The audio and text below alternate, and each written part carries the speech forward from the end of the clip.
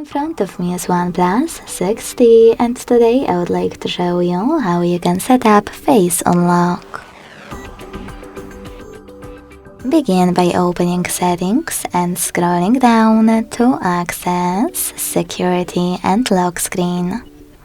Then scroll down again and tap on Face Unlock. Now after entering your login method, hit Add Face Data, scroll all the way down and hit Next.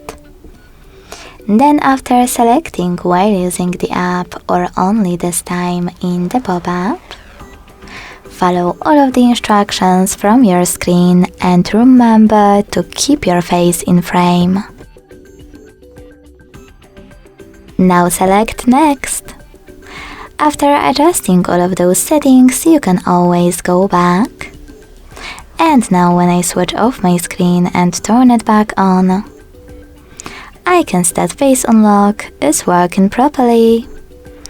Thanks so much for watching. If you enjoyed this video, leave a like, comment and subscribe.